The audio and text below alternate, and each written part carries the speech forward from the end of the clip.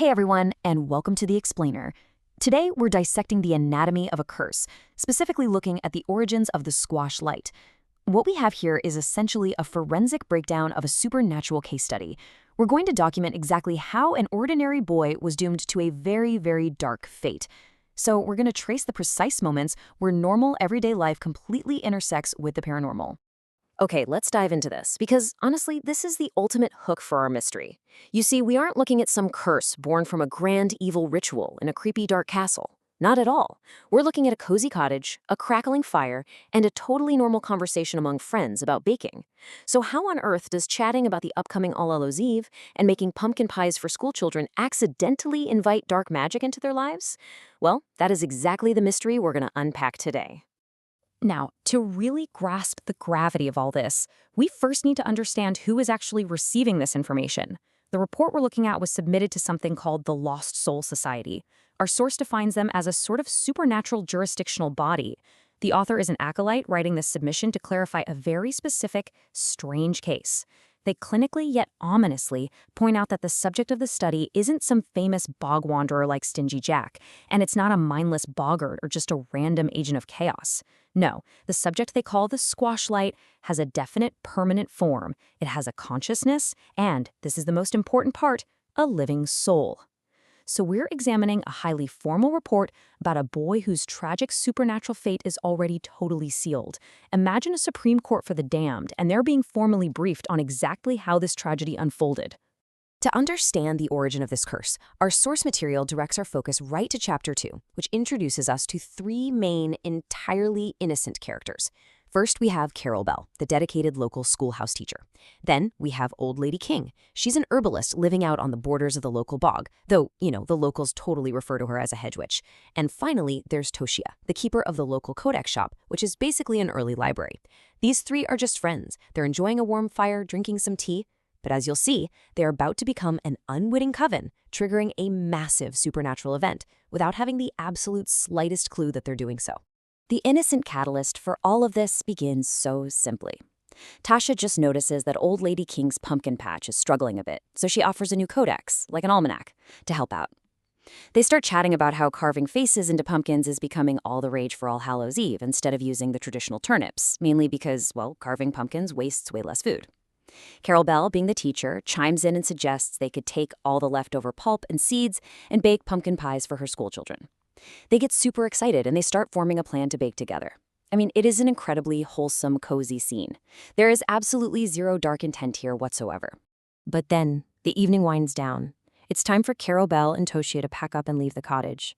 As they're getting ready to head out into the night, Old Lady King makes this funny, off-the-cuff closing remark to her friends. She says, "Well then, I hereby declare that the weekly congregation of spent hens is officially recessed until next week."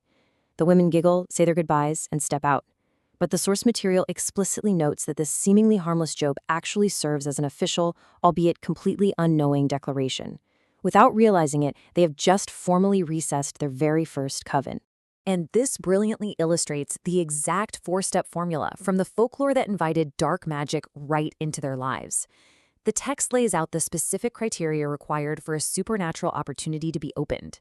Step 1.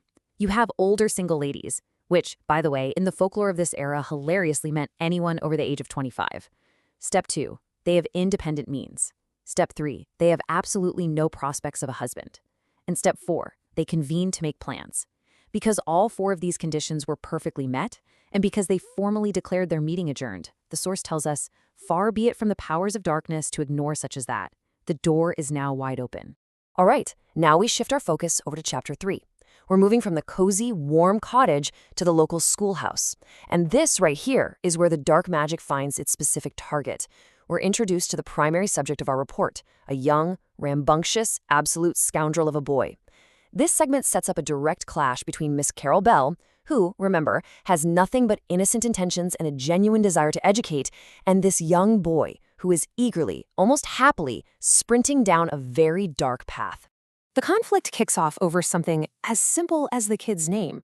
Miss Bell tries to call him by his given name, William, but the boy just flat out interrupts her with this completely defiant quote, "I don't answer to that anymore. I answer to my initials, W-A-T. Watt."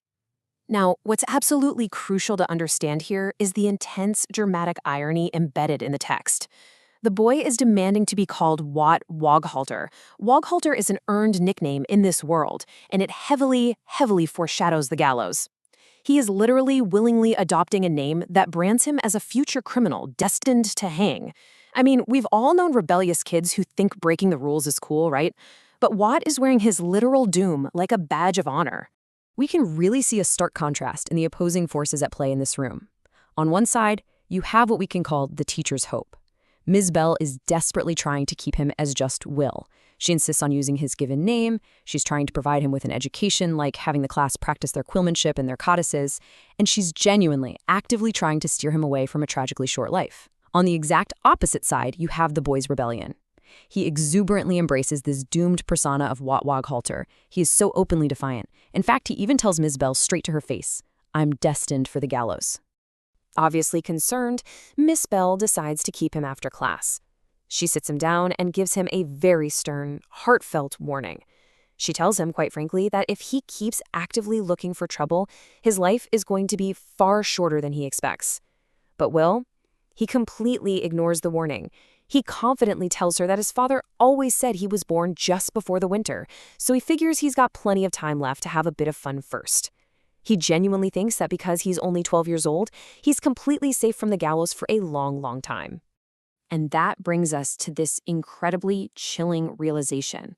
Miss Bell just looks at him and says, "Will, it's October. The autumn is just before the winter." The metaphor here is striking. You see, Will has been operating under the foolish assumption that his winter, his ultimate doom, is way off in the distant future. He doesn't even know the seasons well enough to realize how little time he truly has left. His autumn is happening right now, and his winter is fast approaching. For a brief second, the text notes, Will is actually taken aback by this fact. It really shakes him. Let's move to and see how this builds, because the pacing of his downfall is so meticulously tracked in the report. We start with 1 hour. That's the time the children spend in the classroom scribbling their given names in their codices. Then it funnels all the way down to 1 minute, the brief moment Will stays after class to receive his teacher's dire warning. Then it compresses down to 1 second, the exact moment he steps outside and breathes the afternoon air. And finally, forever. The text explicitly states that upon breathing that outside air, he forever became Wat Woghalter.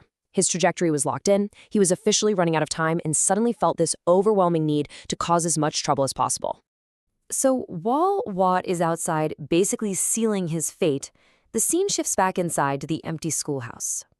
We see Miss Carol Bell sitting there entirely alone. She's trying to mark her students' papers, but she just can't concentrate. The suspense really builds here, because she is deeply, genuinely worried about Will's grim future. She knows he's about to face a world of trouble that's entirely beyond his understanding, and she's just agonizing over the very real prospect of this young child ending up on the gallows sooner rather than later. Her empathy right now is at its absolute peak. And then, the climax, out of absolutely nowhere, the text tells us she suddenly began to cackle ferociously. Tears even came to her eyes. The very thought of the naughty lad swinging from a rope. This right here is the exact moment the dark magic fully manifests. That supernatural opportunity opened by the unwitting coven of friends the night before, it has found its vessel. It infects this deeply innocent, caring teacher with a maniacal, completely uncontrollable laughter at the mere mental image of a child's doom. The contrast between her genuine, heartbreaking worry just seconds prior and this ferocious, evil cackling is deeply unsettling. Which leaves us with this final, incredibly provocative thought taken directly from the text. How could she entertain such thoughts, Lord of Hosts?